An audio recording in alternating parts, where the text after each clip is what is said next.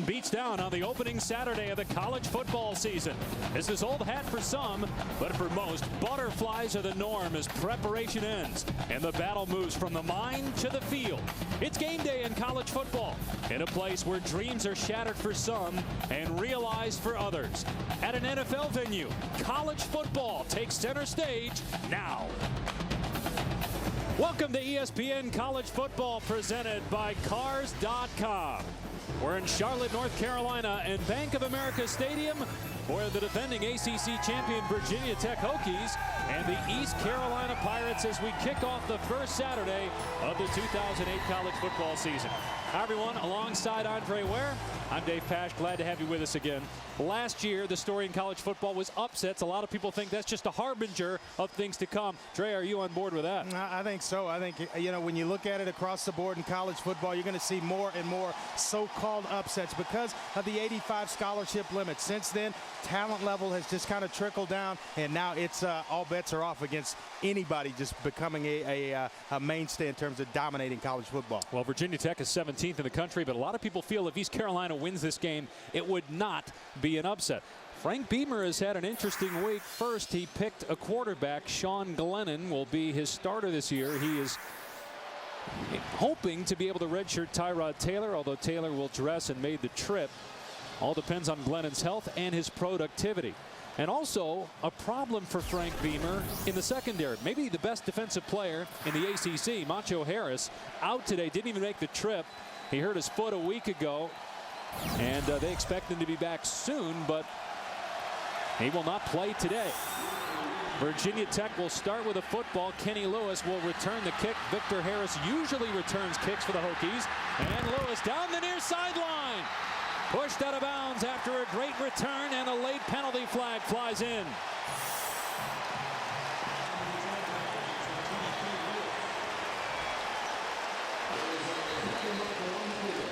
We have a Big Ten officiating crew. Dennis Lipsky is today's referee. Personal foul, late hit, number 38, Hickey team.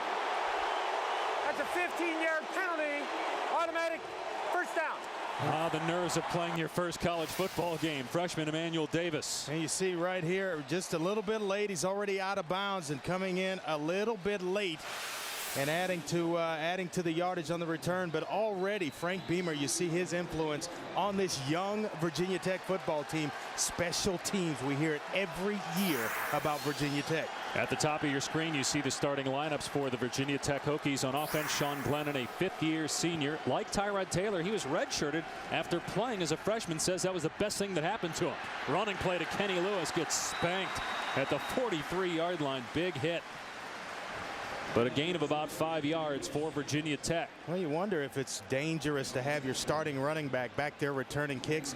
Frank Beamer believes in getting the best players on special teams units, allowing them in the game because it's the fastest way to change a game. One play on special teams, you're either in it or you can just kind of create disaster. He wants his best football players on those units. Jeremy Chambliss with the big hit, 5-yard pickup. Last year, Virginia Tech struggled to run the ball, only 33 yards against East Carolina in the season opener, but still beat the Pirates 17-7.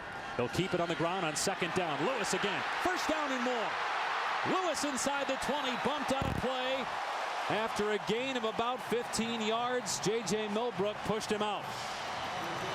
Boy, Blake DeChristopher just kind of secures the right side of this formation. Watching here, nice little seal block right there, and there all of a sudden Kenny Lewis is outside and up the sideline. They wanted to come into this football game, Dave, and establish the run, especially because they're so young at wide receiver. They want to run the football. The most experience on this unit is that big offensive line. And Kenny Lewis wasn't supposed to be the starter. That was going to be Brandon Orr, but he got kicked off the team. Here's Greg Boone, the tight end, lining up in the backfield, takes the inside handoff and picks up about 2. Let's take a look at Virginia Tech's impact players today. Now we talk about Sean Glennon, the starting quarterback, a 60% passer a year ago with 12 touchdowns.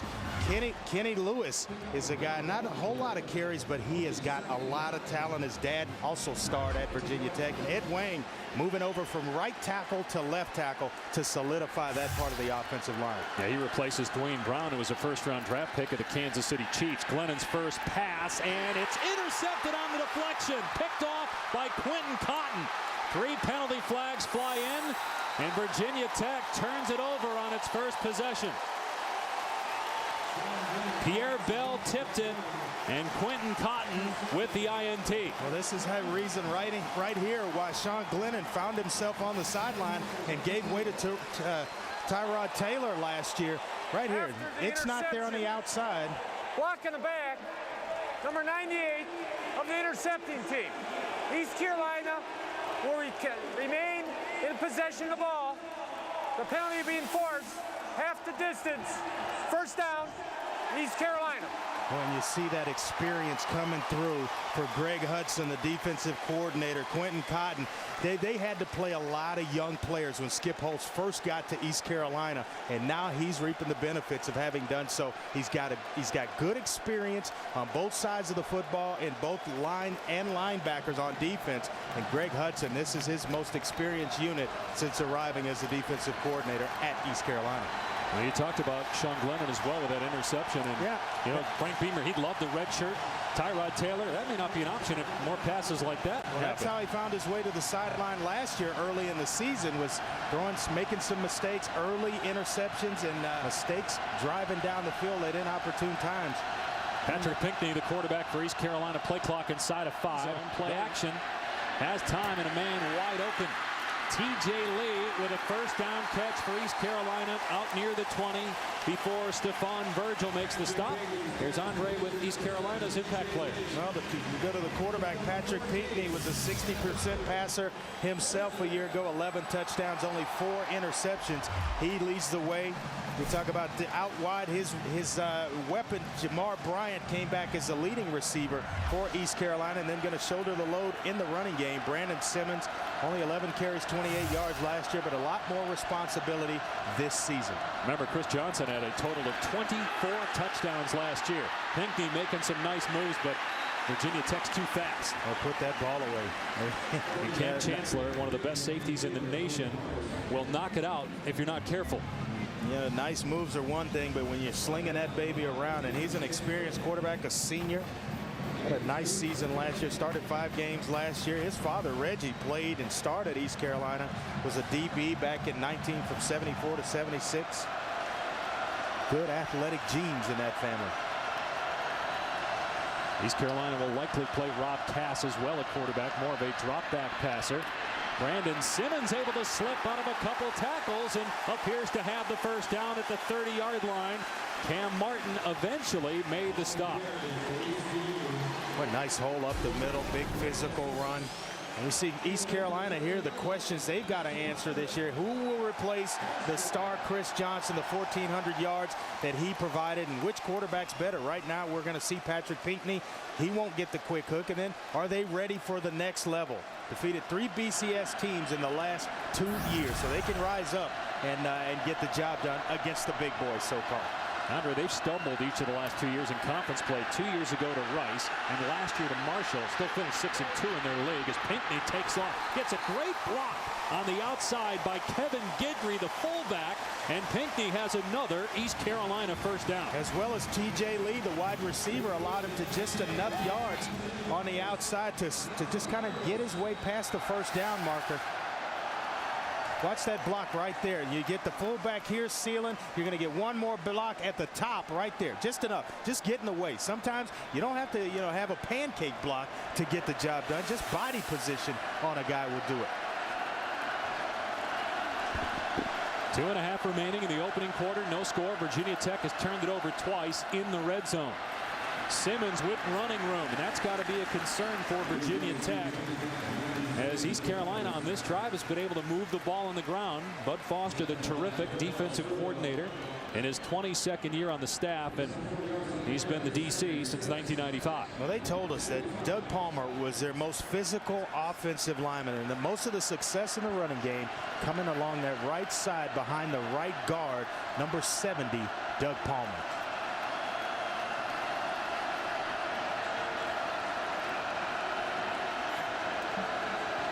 Pinkney lining up under center this time. Virginia Tech with that traditional 8-man front. Pinkney's pass is caught for a first down. Pulled in by Jamar Bryant. As Pinkney picks up a few yards, but I know this, Penn State has to find out what they have at quarterback after Anthony Morelli, oftentimes unfairly criticized with the Nittany Lions, was pretty productive. And a lot of people think Penn State could win 9-10 games this year. If they get production at that position, they will win 9-10 games this season. They've got a lot of talent across the board. The only question mark with the Nittany Lions, can they get it done at the quarterback position? Going to be interesting in the Big Ten. Everybody knows Ohio State's the favorite, but who's the second best team in that league? Here's Simmons getting away from a Hokie, able to break Virgil's tackle, and a late flag comes in after a gain of 5. Hey, Todd Fitch is just calling an absolute fantastic drive here for Patrick Pinkney. Seems as though they 4 first downs already in this drive, but mixing the run with the pass, keeping this Virginia Tech defense off balance. And we got a block below the waist here. Once you have a guy out in space like that, you can't come. Block below the waist. Number 7 of the offense. That's a 15-yard penalty for the spot of the foul. We'll repeat. Check it out. Well, now in Charlotte, East Carolina was on the Virginia Tech side of the field for the first time today until that penalty. Ahead, Andre will wear it out. He'll talk about the 2-quarterback system and the merits and the faults, and then later, Hokie Nation 1 year later, almost to the day that Virginia Tech played East Carolina in the first football game in Blacksburg since the April 2007 tragedy on the campus of Virginia Tech. 2nd down and 21. Simmons, nice cut in the hole, and again good yardage close to midfield. Brett Warren made the tackle, but it's a gain of about 6, and 3rd down and long coming up for ECU when we start the 2nd quarter. Well, Virginia Tech, 2 opportunities, Andre, inside the 20-yard line. Interception by Glennon, then turning it over on downs. You know, even the second possession in which they were stopped short of the first down trying to run the football, you kind of want to go back and make sure you get the points, especially early in a football game. In Charlotte, East Carolina, Virginia Tech, scoreless after 1.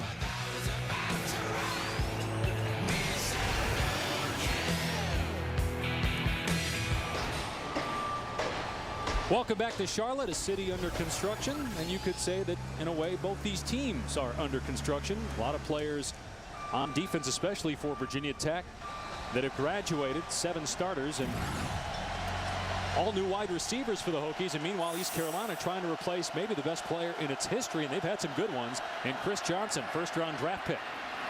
The fullback Kevin Guidry on the catch and just runs over Cam Martin.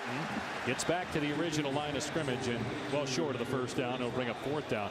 A very fast first quarter. You'd have to think that the new rules with the 25 clock and then the clock not stopping for very long on out-of-bounds plays.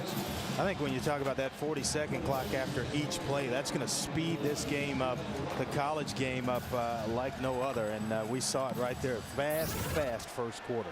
And the timing very similar now to the NFL as Matt Dodge gets it away. Roberts back to receive, going to let it go, and East Carolina had a player down there, but it goes into the end zone. Be interesting to see how the 40-25 clock impacts college football. We saw them last night in that game between SMU and Rice. There was a penalty because they couldn't get back lined up in time because that clock was running out. A lot of time left in this one, no score. Hot and humid as you would expect in late August in Charlotte, North Carolina. No score between Virginia Tech and East Carolina, although the Hokies have been in the Pirates' red zone twice. They've turned it over both times, once on downs, another on a Sean Glennon interception. Glennon, the starting quarterback.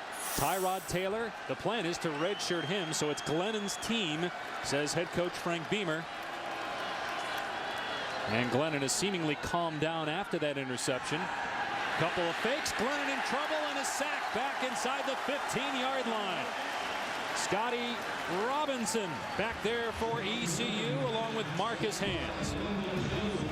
Well, we know that Virginia Tech has some question marks on defense, losing 7 starters, questions on offense, losing their entire receiving corps.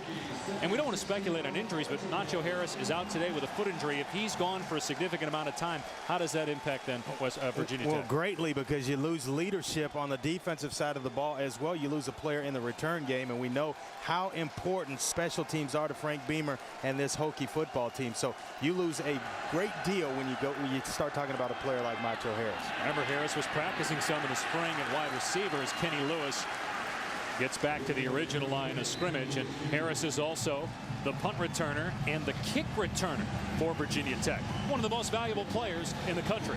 We talk about a valuable guy that'll come up and basically lay it on you from the secondary. First team All ACC last year, had 5 interceptions, and then this is what he gives you, a way to change the game in one play as a punt returner in the special teams, which is very, very important to Virginia Tech. Thought about going pro a year early, but decided to return to the Hokies. Here's 3rd down. Glennon going deep, right through the hands of 2 players. First, Millbrook for East Carolina, and then Glennon's intended receiver, Ike Whitaker, right through the wickets at number 3, and it's 4th down.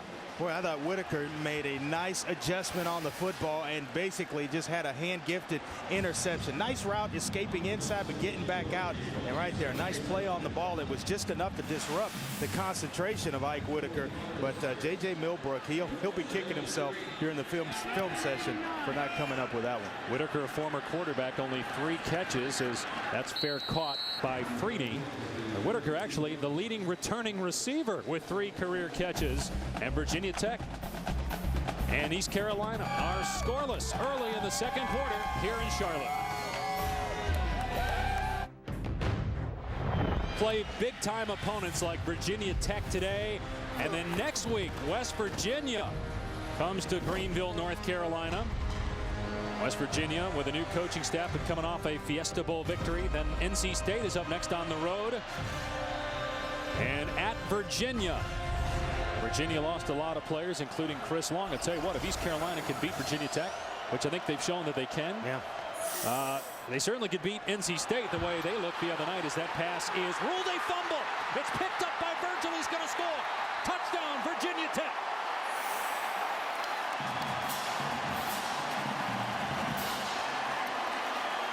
They can review that because the ruling on the field was a fumble. Dwayne Harris was the intended receiver, a 32-yard return for a score by Virgil. It looked as though, nice little play fake there, and it's actually thrown behind the quarterback. Correct call on the field. I think it's a fumble. It's going to be, it's ruled that way, and the officials got it right. It is definitely behind the quarterback when you see it right there. The initial touch by the intended receiver. Yeah, there's no doubt the officials got that one right. Dustin Keys puts it home. How about this? Virginia Tech fails twice on offense inside the red zone, then comes up with a defensive touchdown. But that's classic Beamer ball.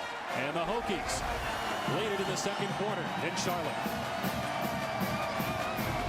Lowe's Motor Speedway in Charlotte, and not kind of the colors of our 2 schools today, Virginia Tech burgundy orange and East Carolina in purple. And this is a packed Bank of America Stadium for the opener, as we're off and running in the 2008 college football season. And a big play here in the 2nd quarter, a fumble return for a touchdown by Virginia Tech. It was a big play last year that turned the tide for the Hokies when Macho Harris had a pick 6. Here's a short kick, and a couple of the up men have trouble with it. Ball still down on the ground at the 25, and Virginia Tech has recovered.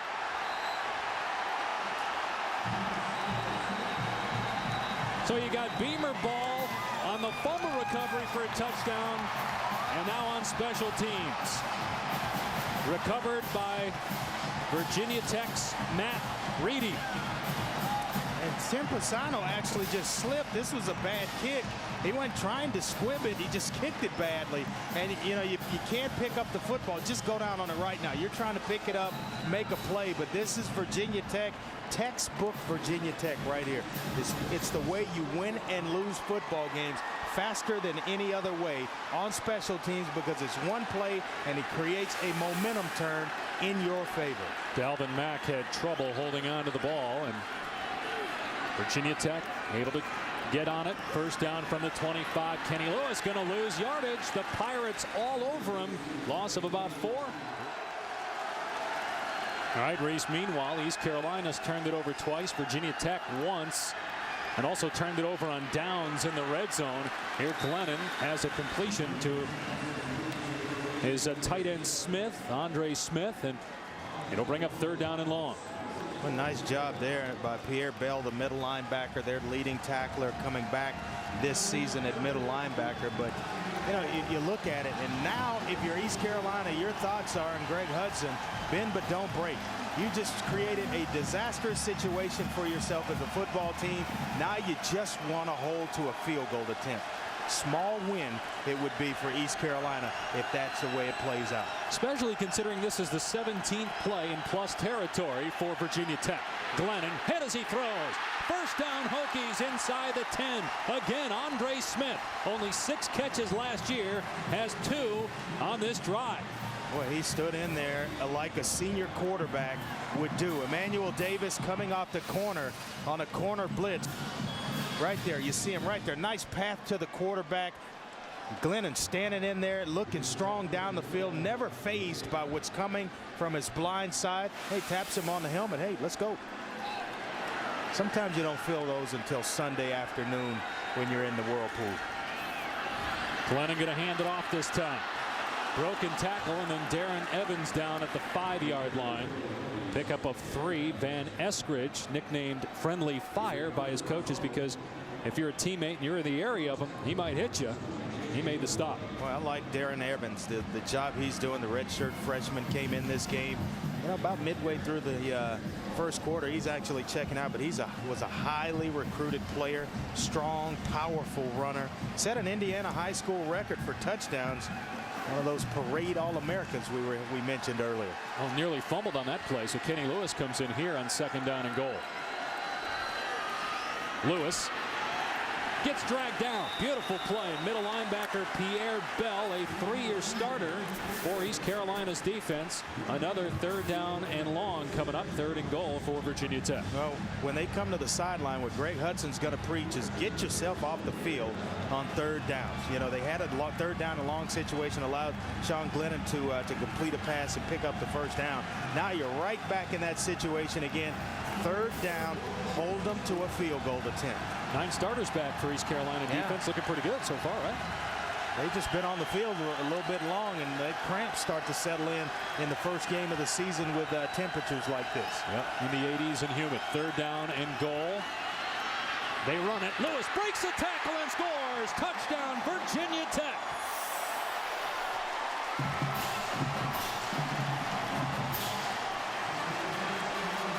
Missed tackle by Pierre Bell, and it's 13-0 Hokies. Well, you can get away with playing young talent when you have experience on the offensive line in the skill positions. Right here, you're going to see a nice block. Look at the block by Nick Marshman, then Ed Wing on the inside as well, kind of sealing off. Right there, that's the block that springs Kenny Lewis for the touchdown run. Good job of working up front by the left guard and left tackle.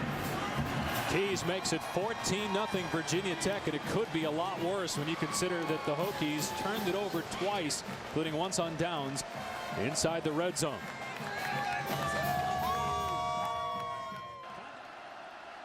Well, Pisano kicking off, and Jarek Hewitt has trouble with it. He's got to feel this.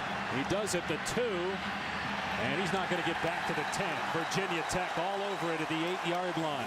Not a ton of pressure on Pinkney so far. No, he's got plenty of time, and you know what kills me is trying to trick him on the lateral pass. Just continue doing this. That was fumbled and returned for a score as the tight end Devon Drew pulls it in. It takes a handful of Hokies to bring him down at the 40. Brett Warren leading the charge. Right now in Charlotte, East Carolina's on the move, trailing by 2 scores to Virginia Tech. And again, it could be a lot worse if not for those Hokie giveaways in the red zone. Ahead, Andre will wear it out on the 2-quarterback system. Virginia Tech eschewing that 2-quarterback system this year to go with Sean Glennon. And later, we'll revisit the memories of a very emotional environment in Blacksburg last year in the first game played after the shooting in Blacksburg in April when East Carolina came calling. It's a good game, too. Virginia Tech won that game 17-7. Here's Pinkney on 2nd down. Gets hit as he throws. Harris breaks the tackle after the grab, and an ankle tackle by Sturdivant at the 27-yard line. That's a gain of 13 and a first down. Boy, the nice job by the sophomore wide receiver Dwayne Harris, spinning away from the trouble.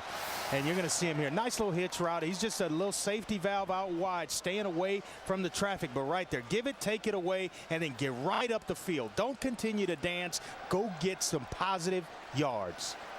That's the 6th play of 10 yards or more. And Dwayne Harris really getting involved in the offense here this quarter.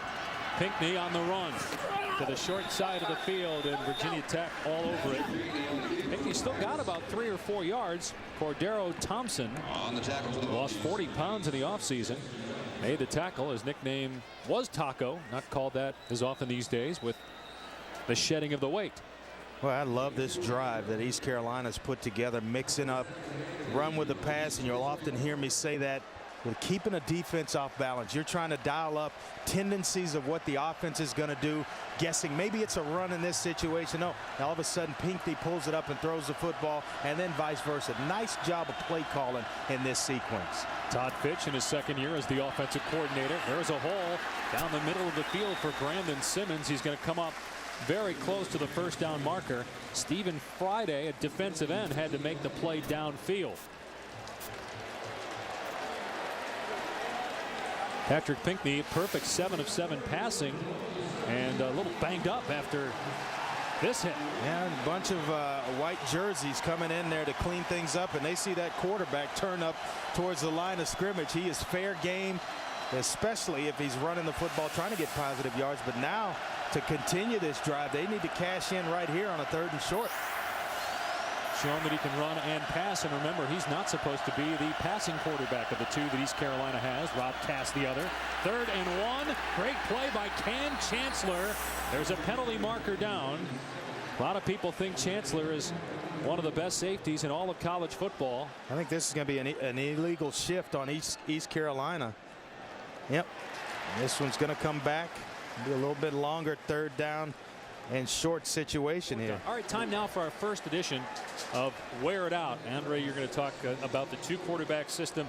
Does it work in college football? I think it works in some places, but I've never been a fan of this. This is something I feel strongly about. I think it takes and splits the locker room right down the middle. You have 2 guys, maybe one guy's a pocket passer, one guy is a mobile quarterback. You got to change the system in game. One guy's hot. You know, if he has a hot hand, when do you get the other guy some reps? So it's something that I feel strongly about. One guy, one position. You just allow for one guy to make the plays at that position. That pass dropped by Brandon Simmons. It'll bring up 4th down. Well, you talk about the fact that it works in some cases. Florida a couple years ago when you had Tebow, and now Florida ended up winning the national title. You know, a lot of guys will give you the coach talk, so to speak, when they're saying, oh, we'll do this for the betterment of the team and what's in the best interest. Guys have egos at that position, and they want to be the guy. So when they leave campus or they leave from around the team confinement, they get around family and friends, it's I should be the guy, and that's how they feel. I mean, and you know what? You want a guy like that feels like he has ownership in the football team. Oh, and Sean Glennon is the guy, quarterback for Virginia Tech, as this 39-yard field goal is not even close by Ben Ryan, and Virginia Tech will take over. Well, it hasn't been all that pretty for Frank Beamer, but it's a 14-0 Virginia Tech lead late in the 2nd quarter. Back in Charlotte, where East Carolina had an opportunity with a 3rd down and short, pick up a 1st down inside the red zone, but a penalty marched them back 5 yards, and then they couldn't connect on a pass and missed a field goal, and so Virginia Tech takes over, leading 14-0. 3rd down and 17 for Glennon. Started the season opener last year, was pulled after that loss to LSU. That one bounces to him, and Glennon's pass intercepted. It's picked off by Nick Johnson, and Johnson is out of bounds inside the 2. Second interception today thrown by Sean Glennon. Or just pure zone coverage, and they had actually just a 2-man rush and about 9 guys back into coverage, and it's tough to find creases there, and you certainly don't want to force one if you're Sean Glennon. It's just a 2-man rush, just here and here on the outside, and right there, just a nice job of peeling back in the middle, Nick Johnson. And if he doesn't try to stop and propel himself into the end zone, he might just run through the pylon. Glennon never saw him, did he? No, he never saw him. Never saw him. It's one of those blind spots as a quarterback that sometimes it's tough to pick up. Pinkney on the quarterback sneak. He didn't not get in. That's going to bring up 3rd down and goal for Darrow Thompson. Stuffs the play. I hated that as a quarterback. Quarterback sneaks, guys are reaching in your face mask, trying to gouge at your eyes, and punching you under the bottom of the pile. You watch this right here. You're getting low, you're trying to sneak in there, and then all of a sudden they stop you, and then it's the dirty stuff that happens way underneath all those big bodies in there. The French uppercut, as they call it. Oh yeah. Again, Simmons and Williams in the backfield on 3rd down and goal. Pinkney will hand it off. Touchdown, East Carolina, Jonathan Williams. A broken tackle by Cam Chancellor with a chance to stop Williams from getting into the end zone.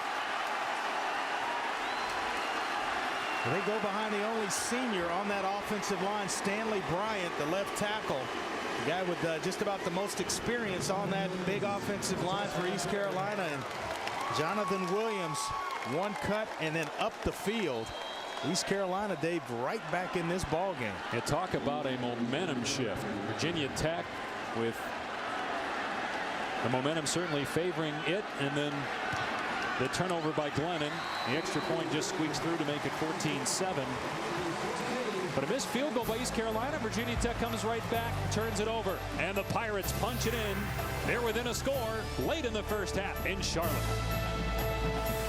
So for Sean Glennon, not a good first half, but Glennon has bounced back before. His team does lead 14-7 at halftime. And that touchdown by the Pirates gets them back in the mix in their game with Virginia Tech. It's 14-7 Hokies as we get ready to start the second half. Back with Andre Ware.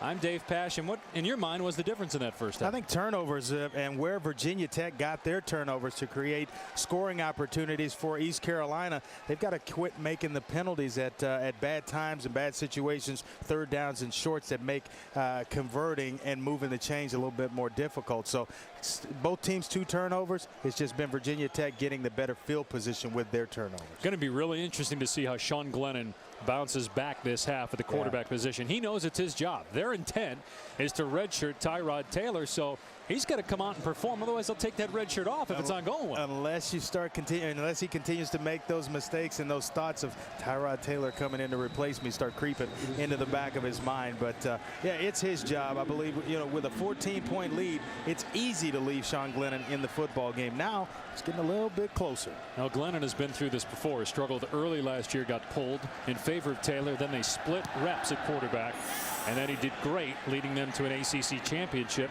and was the ACC title game MVP. Here's Dwayne Harris on the return for East Carolina, and a good one on a short kick out around the 39-yard line. Well, we've seen some major Beamer ball so far today. Yep, new faces, but the constant theme for Virginia Tech, defense and special teams right here, a defensive recovery and a return for a touchdown. Then right here, the thing that Frank Beamer does best, coach special teams, coming down, covering, get a nice play, point blank range, and you turn that one into another 7 points. So defense and special teams, the common theme for Virginia Tech. You talked about the youth, the Hokies with 14 freshmen on their travel squad. East Carolina primarily juniors and seniors.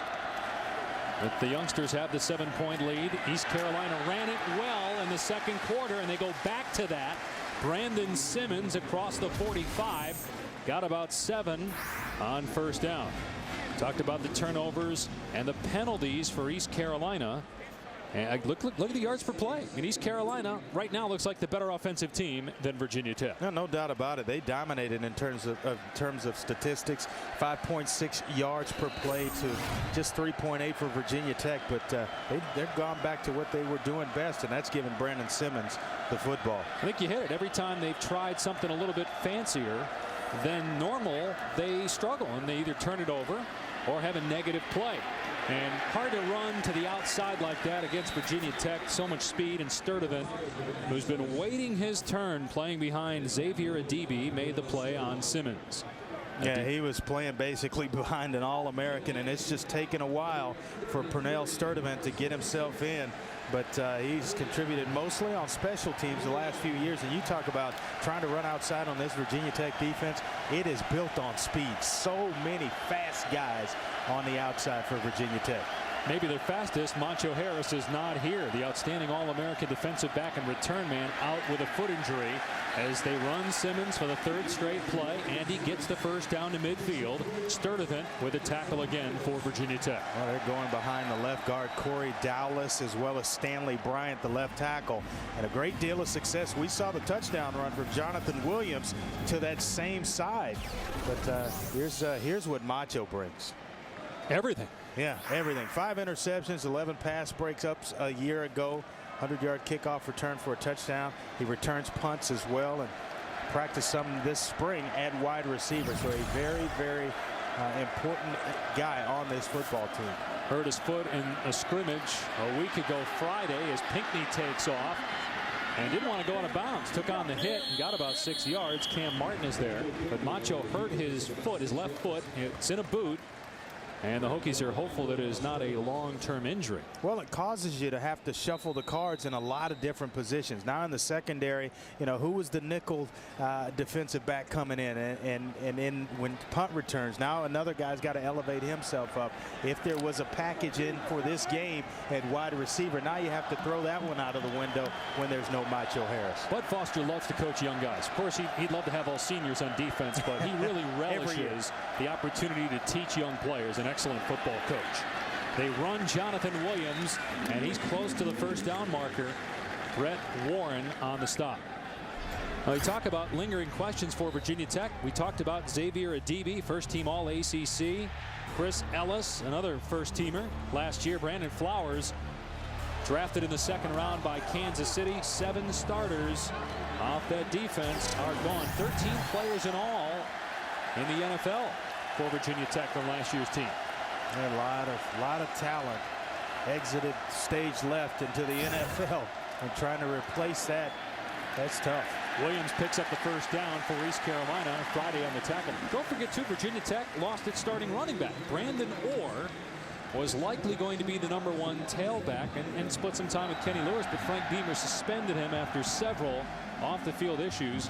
Orr has since found a home at West Liberty State, which is Division II, but Frank Beamer, with all the issues with Michael and Marcus Vick. Michael, while he was not at Virginia Tech, Marcus, while he was a member of the Hokies, just not going to stand for a lot of chicanery off the field. Yep, tolerance has gone down, and Frank Beamer doesn't put up with it. On the play fake, Pinkney's pass on the money, caught by Drew inside the 15-yard line. It's a beautiful drive by East Carolina offensively. Well, every quarterback kind of has a favorite route that they like to throw, and it seems as though it's a corner route for Patrick Pinkney. He hit earlier in the first half Dwayne Harris on a deep corner route in the first half of this ball game, and he comes right back again and goes to Devon Drew, his senior tight end. Same route, same placement on the outside, away from the defender, allowing just his teammate to make a play. Look at that. Hey, we're moving the ball. We're back in this thing. 26 yards on the pass play and a fumble. That looked like a shovel pass attempt, but it's ruled a fumble. Pinkney recovered it, lost a couple yards. Every time East Carolina gets inside the red zone, they go backwards. Well, they start to make the mistakes, and it's just at bad times when it's 3rd down and, you know, 3 or 4, they have a fumble exchange. Something happens where it's just right here. Just show the ball, and he didn't know if he was going to hand it off. or give it to Dwayne Harris or pull it, and you get caught in the middle. All of a sudden the ball goes up in the air. They're lucky. He's lucky to just get his hands back on it. 2nd down and 11. They can get a 1st down before getting into the end zone. Pinkney to the air. Open man is Bryant. It's a touchdown for East Carolina, Jamar Bryant.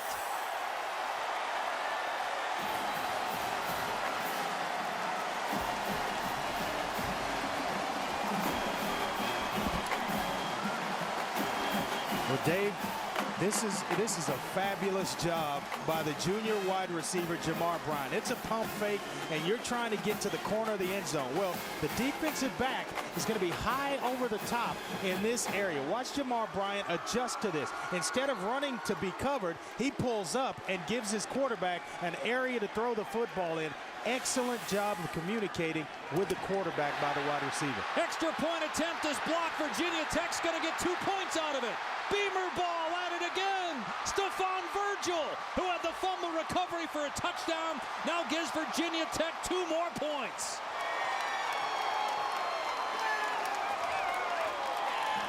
Well, you have coaches that spend 30 minutes a week on special teams. You have some that are like Frank Beamer that put in the time and put in the work, and you start to see it pay off on game day. I can't sell it enough how important special teams will turn the tide of a football game. Just a block on the extra point right there. Nice big hands up. Can't get the number. We'll get a number for you pretty soon here, but Stephon Virgil right here, heads up play, knowing that he can cash in on 2 points, sprinting for the end zone.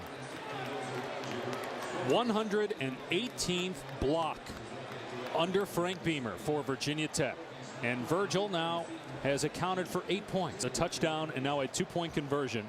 East Carolina was about to tie the game. Now Virginia Tech leads by 3. Boy, when you talk about turning the tide back in your favor in terms of the old momentum factor, it seemed as though coming out of the half, East Carolina was going to have it. Get that man a drink of water in a hurry. Just as East Carolina was going to tie the game with an extra point, it's blocked and returned for 2 points by Stephon Virgil. Virgil being featured more today with Macho Harris not here, the other starting cornerback. Harris out with a foot injury, and Virgil has a touchdown and now a 2-point conversion. And Virginia Tech getting the ball. Morgan on the short kickoff. Morgan crosses the 35 and up around the 40 before he gets hammered down. You know college football's back when you have these kind of emotional extremes. Pinkney with a beautiful toss to Jamar Bryant for a touchdown. Check out the Pirate fans. They're loving life right now until the extra point attempt. And then it totally changes as East Carolina really gets 4 points out of that. Sean Glennon under center. From the Virginia Tech 32, play fake. Glennon going for it all. Got a man open. On the money. Tyrell Roberts inside the 10-yard line. Well, if you're going to make the first catch of your college career, what better way to do it than way down the field? Nice pump fake on the part of Sean Glennon. You just had an emotional stop defensively. Would not surprise you to go deep or try to continue or have a big play on the offensive side of it. Watch this. Nice play fake, a pump fake right there with the shoulders. And he puts it out there and allows Tyrell Roberts to just run under it. The kid has tremendous speed. About 5 yards ahead of Darrell Reynolds. Tyrell Roberts, true freshman from Windsor, Virginia. And now another freshman, Darren Evans, gets the call on 1st down and goal and is inside the 5 before Nick Johnson greets him. You see more and more coaches do that, where you have a big play defensively or a block or something that takes place to create a stop or a turnover, and then you get the ball offensively and you go and you try to create the big play once again. You got a team that's had an emotional letdown, as East Carolina has. They go for it on 4th down. They don't convert. They're somewhat down, and they try to strike. And Sean Glennon and Tyrell Roberts, what a nice throw and catch. And how about that for a confidence builder for Sean Glennon, who has struggled throughout the game, but that pass was perfect. A 62-yard pass play. And Virginia Tech with a 2nd down and goal coming up when we start the 4th quarter. Been a wild one here in Charlotte. Should be a great final frame. Join us in a moment.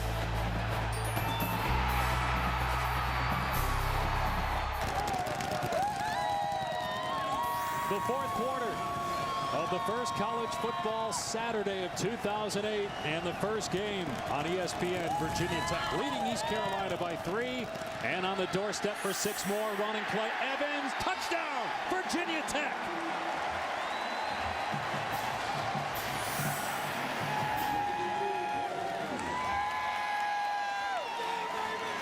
We mentioned the fact that Darren Evans, he set an Indiana high school record for touchdowns.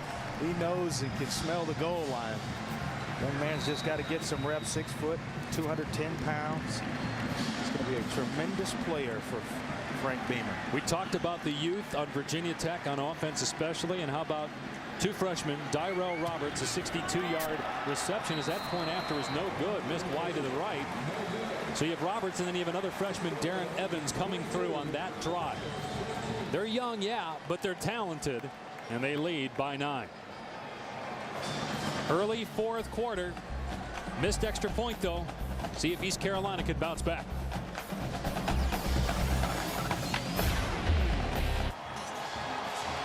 A full house at Bank of America Stadium. Early 4th quarter. Virginia Tech and East Carolina. It's a 9-point Hokie lead. It has been a wild first game with 2-point conversions off of blocked extra points and fumble recoveries for touchdowns.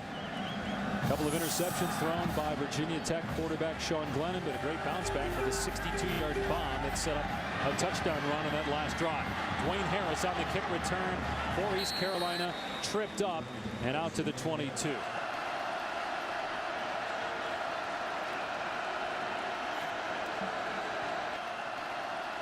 After the illegal substitution, Pinkney's throw is caught by Bryant, but his knee was down when he caught it, so he's down. Bring up 2nd down. Got to figure out who the quarterback is. Yeah, that's one of them. Jake Long, the #1 pick in the draft. Mike Hart, one of the best running backs in the Big Ten. As that's caught by Simmons. A little shovel pass, going to be short of the 1st down to bring up 3rd and short. You lose Mario Manningham, Adrian Arrington. They still have a pretty good defense. They did lose some people on D. And of course, new coaching staff. Be interesting to see how they perform against Utah, a team that many think could challenge to play in the BCS Bowl.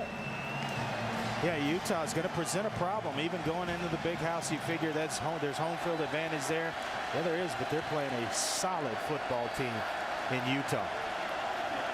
3rd down and 1. And Simmons able to get the 1st down. Stephen Friday on the tackle.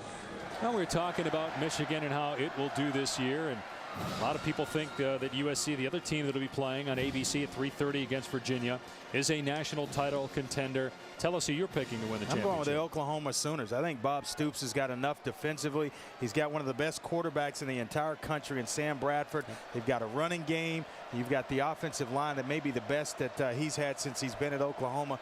They're going to be tough to beat this year. As Harris pulls it in across the 30, breaks tackles. Harris still going. And finally pushed out a play at the 47. He got about 20 on that play.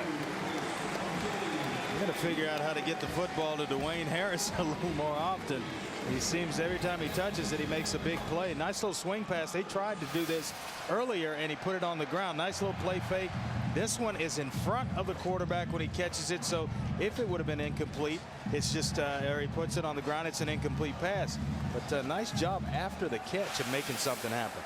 Now, this is an interesting matchup between these two schools because in a lot of ways, East Carolina wants to be Virginia Tech. More on that in a moment as Harris again breaks tackles, tiptoeing the sideline. He stepped out back at the 37-yard line. But Harris really has been the offense for East Carolina since the 2nd quarter. Well, you talk about how you replace Chris Johnson and his speed. I think it comes in the form of Dwayne Harris. He's certainly got a lot of moves right here. Nice little end around. A nice seal block on the outside by T.J. Lee, the senior wide receiver, and the nod for just stepping on the line right then. He is gone.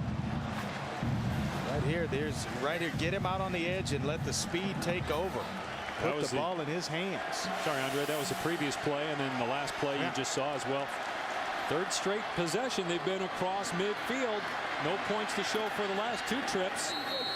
Jonathan Williams eaten up from behind by Jason Worlds. Well, we're talking about how East Carolina wants to be Virginia Tech, and here's what I mean. Back in the early 90s when the Big East was formed, Virginia Tech was a nobody. Not many people even knew Virginia Tech had a football team. They enter the Big East, and all of a sudden they take off. East Carolina would love to get into a conference like the Big East and do the same. It's a good parallel because it's anybody, anywhere, anytime. All these programs, East Carolina, Fresno State, have taken on that type of personality, and you know, Rutgers as well. They built the program that has become nationally recognized like Virginia Tech did. So you look at it from that standpoint, it's a good parallel. Pinkney has Harris open, but it's incomplete. He could not get the foot in bounds, and a better pass, and that might be a touchdown. I was talking with Jim Weaver, the athletic director for Virginia Tech, and he said the Big East just gave him a platform, and schools like Virginia Tech, or excuse me, East Carolina and Fresno State don't necessarily have that. That's why they have to schedule major conference teams. Well, you look at it as well. Another parallel you could make is South Florida and their model coming through Conference USA and then on to the Big East. East Carolina looking and having aspirations of getting themselves into that conference. So Virginia Tech, the model, all 3 of those other schools, Fresno State, Rutgers, and East Carolina, trying to build their programs like Frank Beamer did it at Virginia Tech. One of the reasons why Greg Schiano is staying put at Rutgers to continue to build that Rutgers football team. Davon Drew with another big-time catch. Devon Drew, excuse me, and it's a first down as we check in with Reese in the studio. All right, guys, let's check in now on Bowling Green and Pittsburgh. The Panthers ranked 25th. Anthony Turner's a versatile guy. They gave him the direct snap, and he went into the end zone, and Wanstead's team is trailing going into the 4th quarter by 3. Meanwhile, running play, and Williams gets about 8 on 1st and 10. Cam Chancellor and Cam Martin team up on the tackle. East Carolina moving the ball. Well, they need to keep Jonathan Williams on the field. They need to keep Dwayne Harris on the field. Playmakers, guys that when you get them the ball in space, they can do some things for you. And right now, East Carolina, this is a very, very important drive where they need to come away with some points for Skip Holtz and his football team. You can see the top of your screen, the 7th play to drive coming up. Williams first down. Jonathan Williams, who scored the East Carolina touchdown in the first half, gives the Pirates a first down and goal before Barquell Rivers makes the tackle. Well, you're looking down the road. Do you go for 1 or 2 in this situation? I think you kick the extra point and just make it a 22-20 ball game if you indeed get it into the end zone. Don't put any more pressure on yourself. You've got plenty of time with over 4 minutes in this ball game, so plenty of time for a defensive stop and then put together a drive to go down, nail down a field goal, and go home a winner. East Carolina just gashing the Hokie defense, running for 147 yards.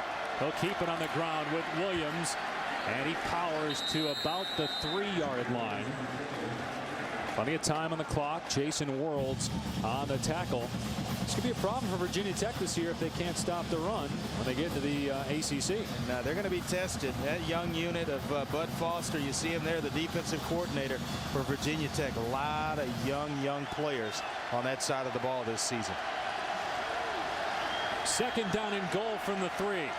Pinkney out of the shotgun. Pinkney will keep. Touchdown, East Carolina.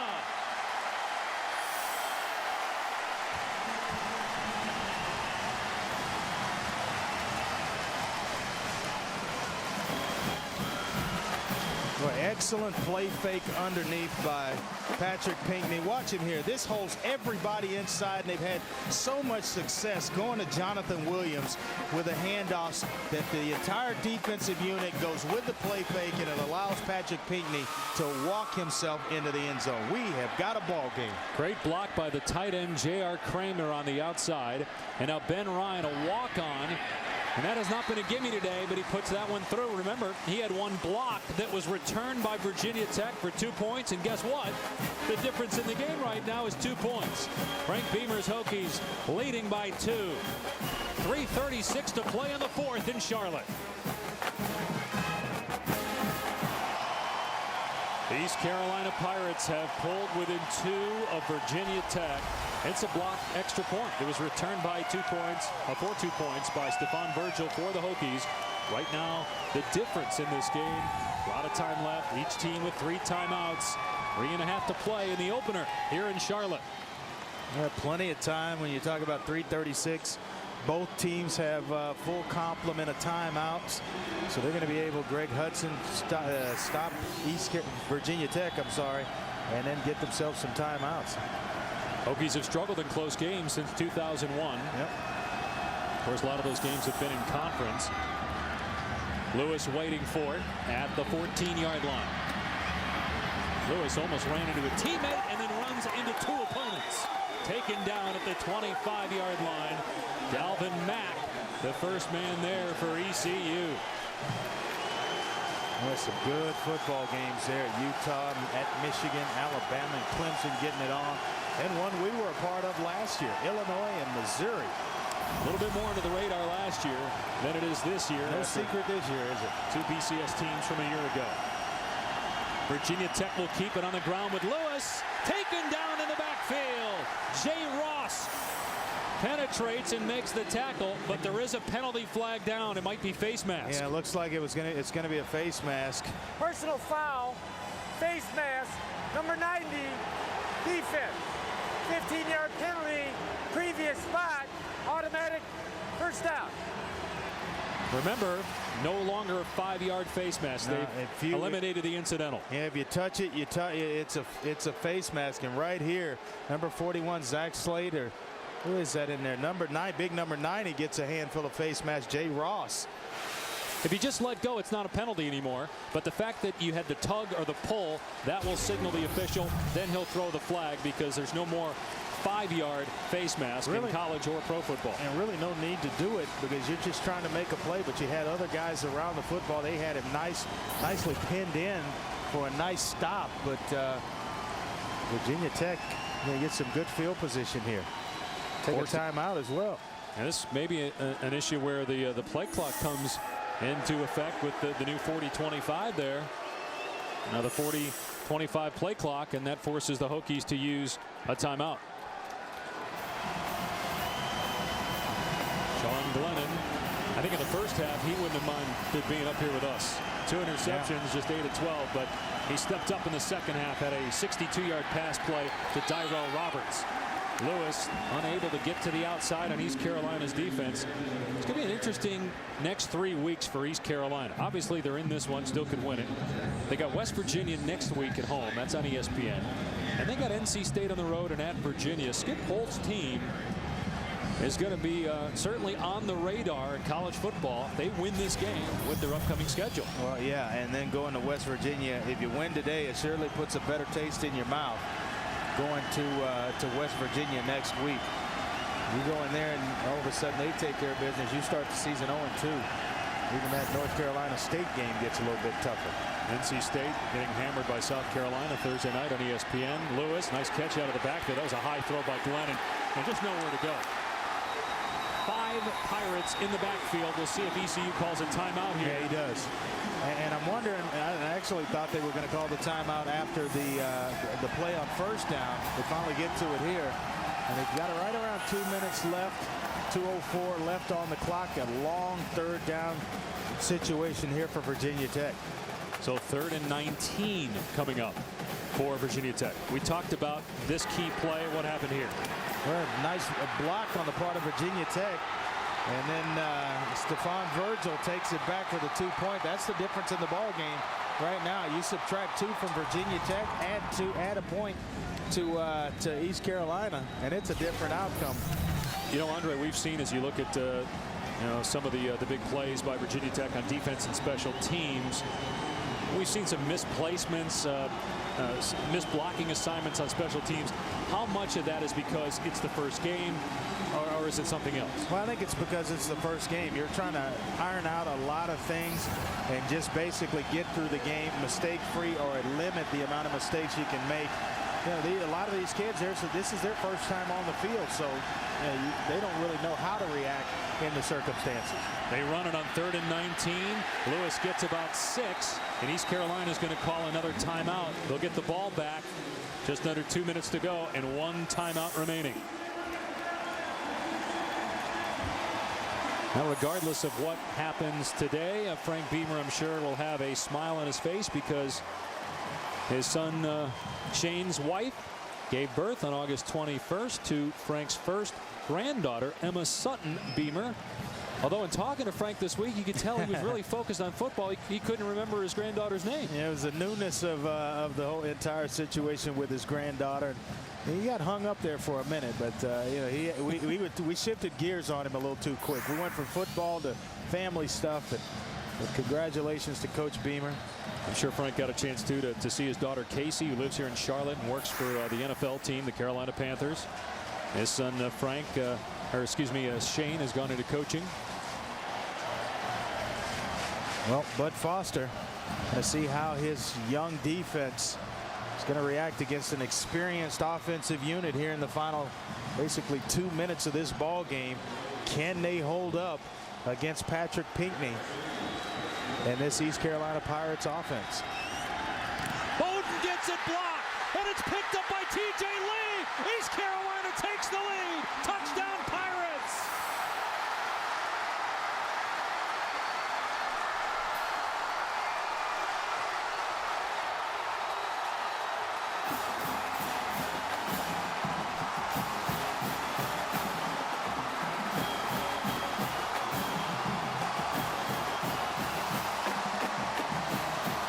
T.J. Lee is the guy that actually got his hands. He blocks the punt, then the presence in mind to find the football, pick it up, and then scamper to the end zone. My, how special teams can change a football game. That has been the storyline, Dave, all throughout the afternoon in this one between Virginia Tech and East Carolina. Special teams. Beamer ball getting a taste of its own medicine. Going the other way for 6. The extra point good. East Carolina with 14 unanswered points. And now it's really on Sean Glennon, the Hokie quarterback, with 1:52 remaining and his team down 5. I agree with you. And we weren't sure going into the game whether this would be considered an upset if East Carolina wins. Based on the way the Pirates have played, you can't call it an upset. You can't call it an upset. Skip Holtz played a lot of young players early in his career, early in his coaching career at East Carolina, and now he's reaping the benefits of those young players having played juniors, seniors, a lot of experience on this football team. And then last year, a big bowl win over Boise State to kind of kick off this year and keep the momentum going. Well, this is long from being an upset. But it's not over yet. Virginia Tech with one last opportunity. Kenny Lewis on the return. Can he get to the outside? He cut it back. Spun down to the 24. Good contained by East Carolina special teams on the outside. Well, at the top of the show, you said that last year was really a harbinger. We're going to see more upsets, and there's just much more parity in college football today. And I think with that 85 scholarship limit, when they went from 95 to 85, that started the trickle down of players. And East Carolina, if you're a good football coach and you can develop, now all of a sudden you got some pretty good football players that you have access to that you didn't in the past. That allows you to build your program, and it's kind of spread across the country and created a great deal of parity throughout college football. And it also makes the preseason top 25 almost laughable. This is the 17th ranked team in the country, and you got number 25 Pitt losing to Bowling Green at home as Glennon gets twirled to the turf at the 27-yard line. Quentin Cotton on the tackle. Well, this is where, as a defensive lineman like Zach Slate, who put a tremendous amount of pressure on Sean Glennon, you can pin your ears back. They've got to throw the football to get themselves back in this ball game. Glennon has calmed down since 2 first-half interceptions, but that one nearly picked off. That would have ended the game. Quentin Cotton, who had an INT in the first quarter, almost got his second one. You talk about a good player. They usually like to use Quentin Cotton in their blitz package, but today his success has been coming defending against the pass, dropping back in zone coverage, and right there working against Greg Boone, the tight end. Quentin Cotton almost sealed the deal for Skip Holtz. Can Sean Glennon bounce back? He did it earlier in the game. 3rd down and 7. Glennon hit and throws incomplete. Not on the same page with his receivers. And again, he's got young receivers. Virginia Tech with a 4th down and 7 coming up. Oh, what's amazing is they had 1:44 on the clock to start this drive, and they've only run off about 33 seconds. A couple of incomplete passes, and now the entire momentum of this football game is dressed in purple and white, mixed with a little gold. A little gold in there. Well, certainly the ones in orange and burgundy are on their seats. Here it is, 4th and 7 for Sean Glennon. Need to get to the 34. Pass is underthrown, broken up. East Carolina will take over. Quentin Cotton made the play defensively. As well, Van Estridge in there to kind of break it up as well. The junior free safety. And my, how this one has taken a turn. I mean, you talk about all the pressure being on Patrick Pinkney and East Carolina to have to get something done. And it's T.J. Lee with a punt block to basically give East Carolina the lead in this one. And now it is just take care of the football and work this clock. Again, Virginia Tech has 2 timeouts remaining. As you see, Tyrod Taylor. Frank Beamer says he'd like to redshirt Taylor, but I'm sure he'll rethink that after the way Sean Glennon, again, it's not totally Glennon's fault. He's got new receivers, but Glennon did not play well today. And you'd have to think that Beamer will think long and hard about whether to continue to redshirt Taylor as Virginia Tech uses a timeout. And that's a decision of your coach Beamer that you got to make sooner than later, because once you get into the middle of the season, you don't want to burn that red shirt.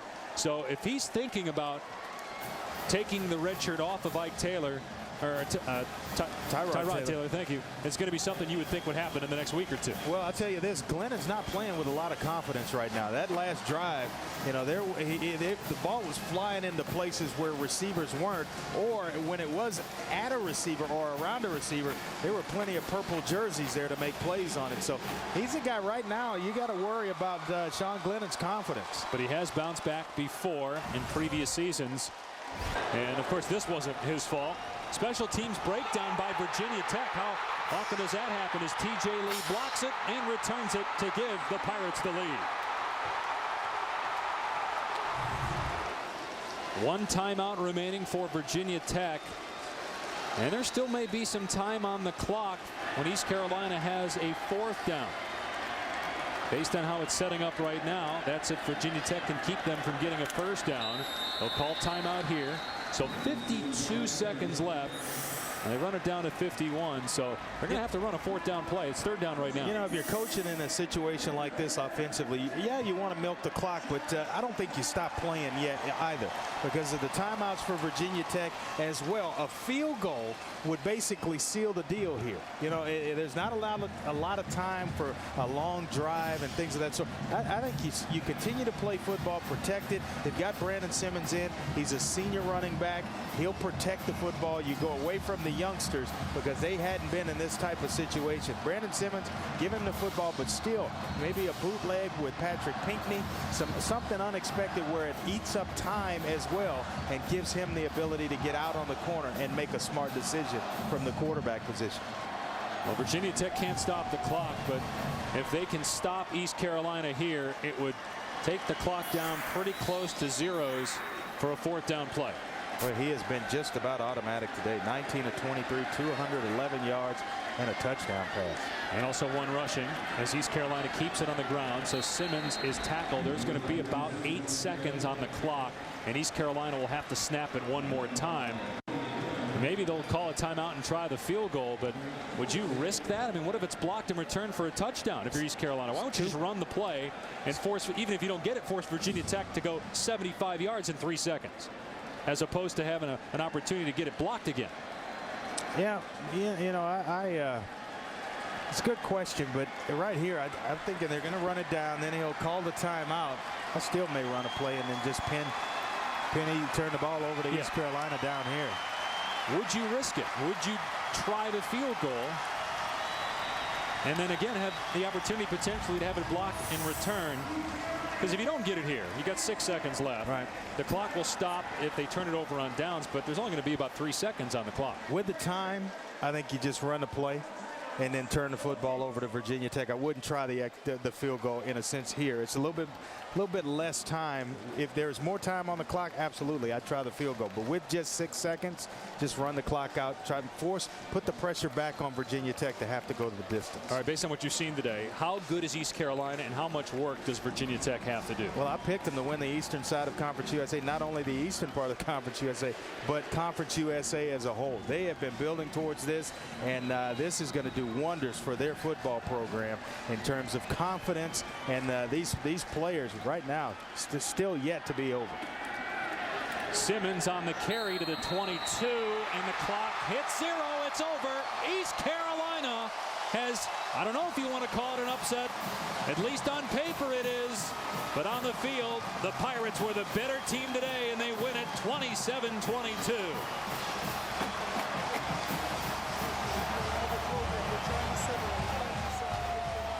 Last year, we might have called this an upset. This year, I don't think so. No, Skip Holtz, 8-5 a year ago, a big bowl win against Boise State, and they come in today. This was expected, and they played and satisfied a lot of East Carolina fans here. For Andre Ware, our entire production crew, I'm Dave Pash. Not a Reese, Mark, and Lou in the studio.